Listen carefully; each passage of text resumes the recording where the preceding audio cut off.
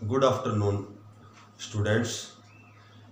If you want to learn complete mathematics, my class will have to be regular. प्यारे बच्चों, यदि आपको complete mathematics की तैयारी करनी है तो आपको नियमित रूप से मेरी क्लास, मेरा जो कालांश है वह पढ़ना ही होगा।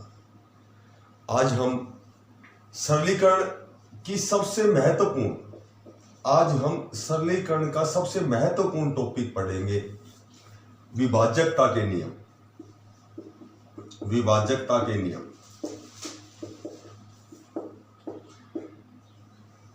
कंप्लीट मैथ के लिए विभाजकता का नियम पढ़ना नितांत आवश्यक है, क्योंकि जब बड़े टॉपिक आएंगे और भी बड़ा जब एडवांस मैथमेटिक्स आएगा या फिर मेंसुरेशन, सिंपल इंटरेस्ट या कंपाउंड इंटरेस्ट और भी काम, समय होया, समय दूरी, जितने भी टॉपिक्स हैं उनके लिए विभाजकता का नियम पढ़ना आवश्यक है। Come to the point. कोई संख्या 2 से विभाजित कब होती है, 4 से कब होती है, 8 से कब होती है, 16 से, 32 से, 64 से। देखो, पूरा ध्यान देना। कितनी भी बड़ी संख्या हो, यदि केवल इकाई का अंक 2 से विभाजित है तो पूरी संख्या ही 2 से विभाजित होती है। और 2 से विभाजित केवल इकाई का अंक 2 से विभाजित है, अर्थात इकाई के स्थान पर 2, 4, 6, 8 इत्यादि कोई भी अंक आए, वह पूरी संख्या हमेशा 2 से विभाजित होती है। 4 से विभाजित में अंतिम 2 अंक इकाई और दहाई कह सकते हैं, या कह सकते हैं कि कितनी भी बड़ी संख्या लिखो, यदि अंतिम 2 अंक 4 से विभाजित हैं तो पूरी संख्या ही 4 से विभाजित होती है।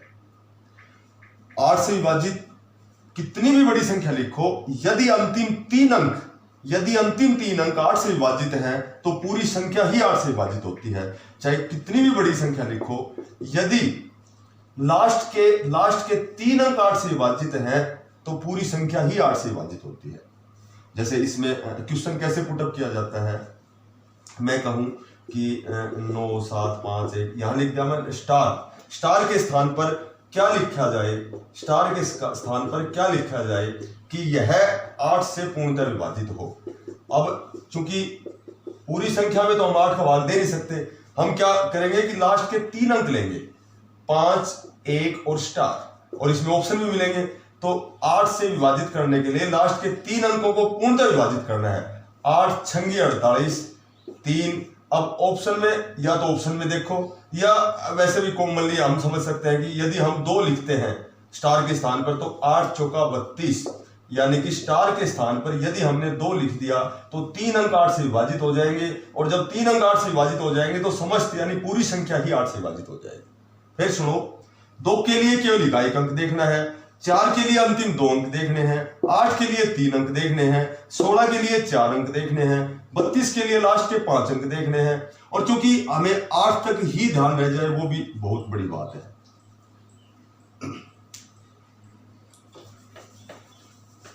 अब 3, 9, 27, 81, 243, 729, 3 के गुणज। अच्छा, 3 से कोई संख्या विभाजित कब होती है, जब कितनी भी बड़ी संख्या हो, यदि इनके अंकों का योग 3 के पाड़े में आए तो वह संख्या 3 से विभाजित होती है। यदि अंकों का योग 9 के पाड़े में आए तो 9 से विभाजित होती है। यदि 27 के पाड़े में आए तो 27 से विभाजित होती है। और इतनी बड़ी संख्या होती नहीं कि भाई जैसे उनका योग 81 हो जाए। अगर उनका अंकों का योग 81 हो तो 81 से 200, ये तो बहुत बड़ी बात हो गई। सिर्फ यही ध्यान रखो, जैसे मैं कहूं 7, 8, 5, 4, यहां स्टार लिख दूंगा, स्टार के स्थान पर क्या लिखा जाए कि यह संख्या 9 से विभाजित हो। अब 9 से विभाजित के लिए एक ही बात ध्यान रखनी है कि अंकों का योग 9 के पाड़े में आना चाहिए। 8, 7, 15 और 5, 20 और 4, 24 और 9, 3, 27। यदि मैं 3 लिख देता हूं तो 24 और 3, 27। तो स्टार के स्थान पर यदि 3 लिखा जाए तो अंकों का योग 27 हो जाएगा, जो 9 से विभाजित है। 3 का नियम, अंकों का योग 3 के पाड़े में आना चाहिए। 9 का नियम, अंकों का योग 9 के पाड़े में आना चाहिए। और 27 के लिए अंकों का योग 27 के पाड़े में आना चाहिए। अब 5 का 5 पंजू 25, पंजू 125, पंजू 625, पंजू 3125 और पंजू 15625। कितनी भी बड़ी संख्या यदि केवल इकाई का अंक 5 से विभाजित है तो वह पूरी संख्या 5 से विभाजित होती है। वही जैसे नियम 2, 4, 8 का मैंने बताया था। केवल इकाई का अंक यदि 5 से विभाजित है तो पूरी संख्या ही 5 से विभाजित होती है। यदि इकाई और दाई यानी कि अंतिम दो अंक यदि 25 से विभाजित है तो पूरी संख्या 25 से विभाजित होती है। जैसे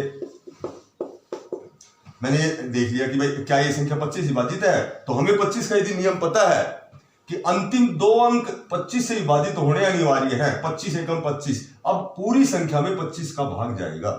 उसी तरह 125 के लिए लास्ट के 3 अंक होने चाहिए, 625 के लिए लास्ट के 4 अंक होने चाहिए और इसके लिए 5 होने चाहिए, 15,625 के लिए 6 अंक होने चाहिए। तो आपको केवल 5, 25 और 125 ही ध्यान रखना है।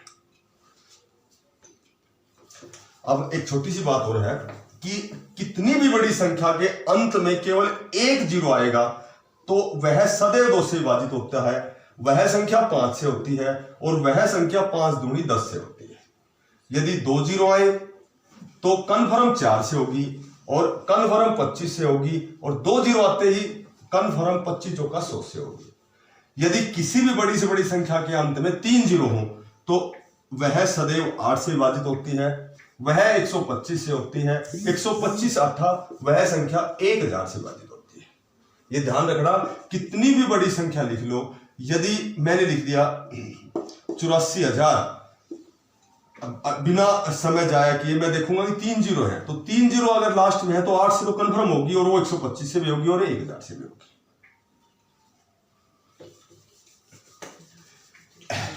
अब कोई संख्या 7 से विभाजित कब होती है? कोई संख्या 7 से विभाजित कब होती है? देखो, रीजनिंग में भी जब कोई क्वेश्चन आता है ना तो 4 ऑप्शन दे देते हैं कि निम्न में से कौन सी संख्या 7 से विभाजित है या कौन सी, जैसे भिन्न छठो, असंगत छठो। क्या करना है कि इकाई के अंक का दुगुना करके शेष संख्या में से घटाना है। इकाई के अंक का दुगुना करके शेष संख्या में से घटाना है। यदि प्राप्त होने वाली संख्या या तो 0 हो या 7 से विभाजित हो तो वह पूरी संख्या 7 से विभाजित होती है। चाहे कितनी भी बड़ी संख्या लिखो, जब इकाई का अंक दुगुना करोगे तो वो अंक कैंसिल होता जाएगा। जैसे 2 का दुगुना क्या हो गया? 4, 2 खत्म हो गया। 2 का दुगुना 4, इसमें से घटाओ 4, इसमें से 239, अब 3 अंकों की बच गई। 9 का दुगुना 18, 23 में से 18 घटाओ 5, 5 में 7 का भाग नहीं जाता, इसलिए यह संख्या 7 से विभाजित नहीं है। कोई संख्या 10 से विभाजित कब होती है? तो ये तो आसान सी बात है कि जब किसी भी संख्या के इकाई का अंक 0 हो तो वह संख्या 10 से विभाजित हो जाती है। अब मैं कहूं कि 11 से विभाजित कब होती है? 11 से विभाजित किसी भी कितनी भी बड़ी संख्या जब एक अंक छोड़ एक, या ये कह सकते हैं सम और विषम के स्थानों का योग या तो बराबर हो या उनमें 11 का अंतर हो। मैं कहूं जैसे मान लो यहां दे दिया मैंने, यहां स्टार लिख दिया, स्टार के स्थान पर क्या लिखा जाए कि यह संख्या 11 से विभाजित हो? x लिख देंगे, यहाँ k लिख देंगे या x लिख देंगे। इसका मान बताना है, क्या लिखे कि 11 से विभाजित हो। तो हम जानते हैं कि एक छोड़ एक अंकों को योग करो, ए इसका और इसका। जैसे 2 4 और 2 6, 6 और 2 8, इसका योग हो गया 8, 7 और 5 12। यदि 1 लिख देंगे तो 12 और 1, सॉरी ये तो ज्यादा हो गया ना, ये यहाँ 6 लिख देता हूं मैं। 4 और 3 7, 7 और 6 13 और ये है 7 और 5 12। यदि मैं यहाँ 1 लिख देता हूं तो 12 और 1 13, दोनों का योग बराबर हो जाएगा। मोटी बात यह है कि सम स्थान और विषम स्थान के अंकों का योग या तो बराबर हो या उनके योगफल में 11 का अंतर हो। जरूरी नहीं कि वो 6 अंक हो, वो जैसे 3 अंक भी हो सकते हैं। तो इसका जोड़ इसके बराबर होना चाहिए। 5 और 2 7, यहां मैंने 0 मान लिया तो इसका योग हो गया 7, 7 दोनों बराबर हो गए। या मैं कहूं 4 2 6 3, यहां मैंने लिख दिया स्टार, तो इसका योग क्या हो गया, 4 और 3 7। यदि मैं यहाँ 5 लिख दूंगा तो 5 और 2 7, दोनों का योग बराबर हो जाएगा। मोटी बात यह है, एक छोड़कर एक अंकों का योग बराबर है तो वह संख्या 11 से विभाजित होती है। या समस्थान और विषम स्थान के अंकों का योग बराबर है या उनके योगफल में 11 का अंतर है, वह संख्या 11 से विभाजित होती है। एक बार फिर सुनो, मैं कहूं 4 5 3 2 और मैंने यहां लिख दिया स्टार, यहां लिख दिया मैंने स्टार। तो अब स्टार के स्थान पर क्या लिखा जाए कि यह संख्या 11 से पूर्णतः विभाजित हो जाए। देखो 4 और 3 7, एक अंक छोड़ दो, 4 3 7, 7 और 1 8, इसका योग हो गया 8। 5 और 2 7, और यदि मैं यहां 1 लिख दूं तो 7 और 1 8। यदि योग बराबर हो गया तो यह संख्या 11 से पूर्णतः डिवाइड होगी, 11 से पूर्णतः विभाजित हो जाएगी।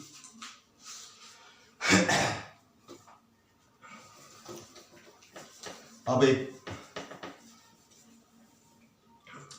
7, यदि कोई भी 6 अंकों की संख्या है, कोई भी 6 अंकों की संख्या है जिसके प्रत्येक अंक एक जैसे हैं, प्रत्येक अंक एक जैसे हैं, वह सदैव 11 से 7 से 13 से और 37 से विभाजित होती है। 6 अंकों की कोई भी संख्या, चाहे 6 1 1 1 1, 6 अंक 2 2 2 3 3 3, 1 से 9 तक कोई भी अंक हो, लेकिन कंडीशन है कि 6 अंक होने चाहिए। वह सदैव 7 से विभाजित होती है, 11 से होती है, 13 से होती है और 37 से विभाजित होती है। जैसे मैं लिख दूं 2 2 2 2, ये संख्या 6 अंकों की संख्या है और प्रत्येक अंक एक जैसे हैं, इसलिए इसमें 7 का भी जाएगा, 11 का भी, 13 का भी और 37 का भी जाएगा।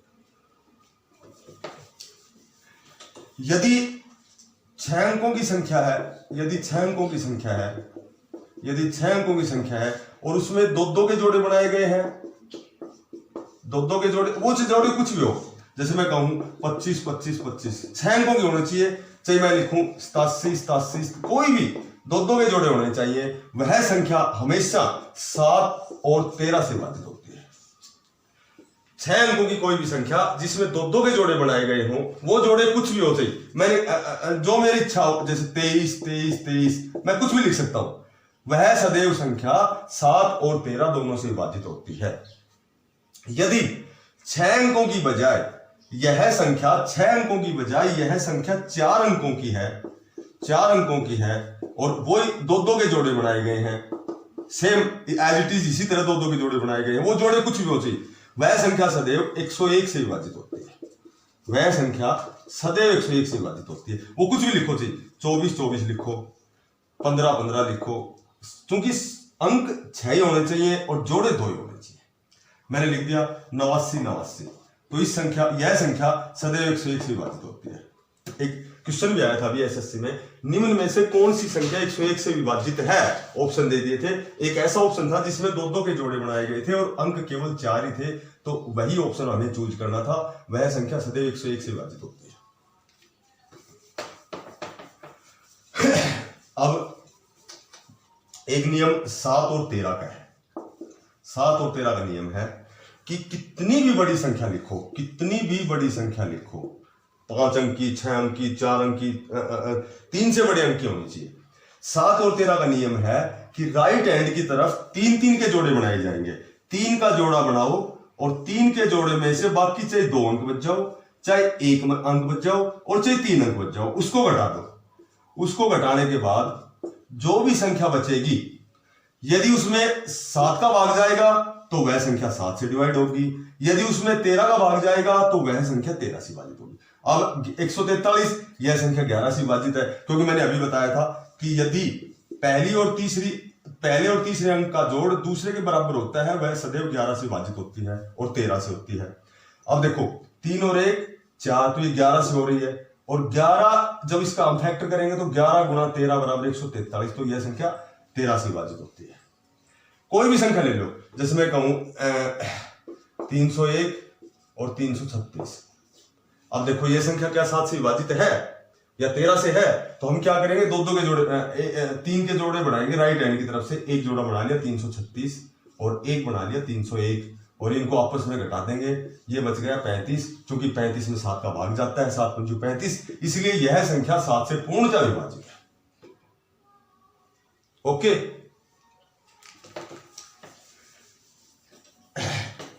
अब मैंने बताया था कि एक तो 7 का नियम बताया था और एक 19 का नियम, ये दोनों नियम कंपेयर करके समझ में आएंगे। मैंने बताया था कि कोई भी कैसी भी संख्या हो, कोई भी संख्या हो, इसमें इकाई के अंक का दुगुना करके, इसमें इकाई के अंक का दुगुना करके शेष बची संख्या में से घटाया जाता है। प्राप्त होने वाली संख्या या तो 0 हो या 7 से विभाजित हो। 7 9 63, इसलिए इस संख्या में 7 का पूरा भाग जाएगा। यदि 7 का नियम लगाना है तो हमें घटाने पड़ेंगे, और 19 के लिए हमें क्या करना पड़ेगा, इकाई के अंक का दुगुना करके शेष बची हुई संख्या में जोड़ा जाता है। जोड़ने के बाद 19 का भाग देखकर देखो, जाता है 19 चौका 76, यानी कि 79 में 19 का भाग नहीं जाता, इसलिए 714 19 से विभाजित नहीं है। 19 के लिए इकाई का अंक का दुगुना करके जोड़ना है, 7 के लिए इकाई का अंक दुगुना करके घटाना है। जरूरी नहीं कि 3 ही अंक आए, 4 भी अंक आ जाए तो भी बड़ी आसानी से हो जाएगा। देखो 7 के लिए तो क्या करेंगे, 2 दूनी 4, इसमें से 4 घटा देंगे, फिर 3 अंक बच गए, 1 का दुगुना 2, 1 दूनी 2, 22 बच गए। 22 में 7 का भाग नहीं जाता, इसलिए यह 7 से डिवाइड नहीं है, क्योंकि 7 में तो घटाया मैंने। और यदि इसी संख्या के लिए हमें 19 के लिए प्रूव करना होगा तो 2 दूनी 4, इसको जोड़ देंगे, और 9 दूनी 18, इसको जोड़ देंगे, ये हो गया 42। तो 42 में देखो 19 का भाग जाता है, नहीं जाता, इसलिए यह संख्या 19 से डिवाइड नहीं है। 19 के लिए जोड़ना है और 7 के लिए घटाना है। ये नियम कंपेयर करके समझ में आएगा।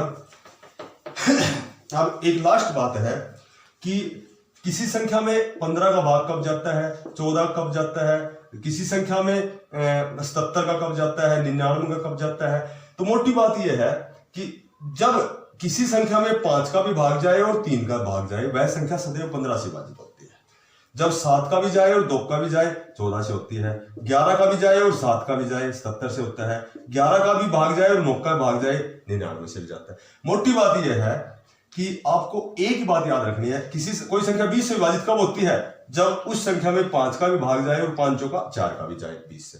बट ये ध्यान रखना है कि जो ये आपने फैक्टर बनाए हैं, जोड़े बनाए हैं, ये जोड़े सहअभाज्य जोड़े होने चाहिए। और सहअभाज्य मैंने बताए थे कि सहअभाज्य को प्राइम नंबर सहअभाज्य जोड़े वे होते हैं जो किसी एक संख्या से नहीं कटते। अब 5 और 3 एक संख्या से नहीं कटते, इसलिए ये जोड़ा उपयुक्त है। 7 2 किसी संख्या से नहीं कटते, ये भी नहीं कटते। लेकिन यदि मैं कहूं कि कोई संख्या 8 से विभाजित कब होती है, तो ये नहीं कह सकते कि जब जिसमें 4 का भी जाए और 2 का भी जाए, क्योंकि ये जोड़ा सहअभाज्य जोड़ा नहीं है। ये सहअभाज्य जोड़ा नहीं है क्योंकि दोनों में 2 का भाग जाता है, इसलिए ये नियम गलत है। जब भी आप देखोगे कि जो जोड़े बनाओ वो सहअभाज्य जोड़े होने चाहिए, वे किसी एक संख्या से नहीं कटने चाहिए, तभी हम उसका जोड़ा बना सकते हैं, अदरवाइज नहीं बना सकते। जैसे मैं कहूं कोई संख्या 45 से विभाजित कब होती है, कोई संख्या 45 से विभाजित कब होती है, सुनो। जैसे पेपर में क्वेश्चन आ गया, निम्न में से कौन सी संख्या 45 से विभाजित है, कौन सी संख्या 45 से विभाजित है। अब मैंने ऑप्शन दे दिया,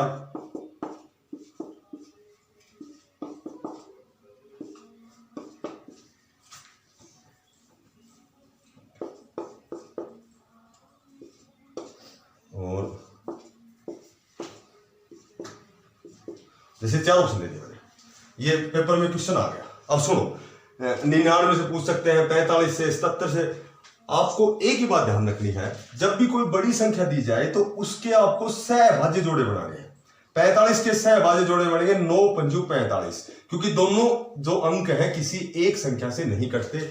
इसलिए जिस ऑप्शन में 9 का भी भाग जाए और 5 का भी भाग जाए, वह संख्या 45 से पूर्णतः डिवाइड हो जाएगी। और जब भी हमें 5 का नियम पता है कि इकाई के स्थान पर या तो 0 हो या 5 हो, 9 का भी पता है अंकों का जोड़ 9 के पारी में आना चाहिए। जब दोनों कंडीशन फुलफिल कर रही है तो वह संख्या 45 से विभाजित होती है। अब देखो, पहले तो नॉर्मल 5 का देखो, 0 है 5 का जाएगा, 0 है 5 का जाएगा, 0 है 5 का जाएगा, 5 है 5 का जाएगा। अब चारों ऑप्शन 5 के लिए तो अप्रूव हो गए, लेकिन 9 के लिए कंडीशन है कि अंकों का योग 9 के पहाड़ी में आना चाहिए।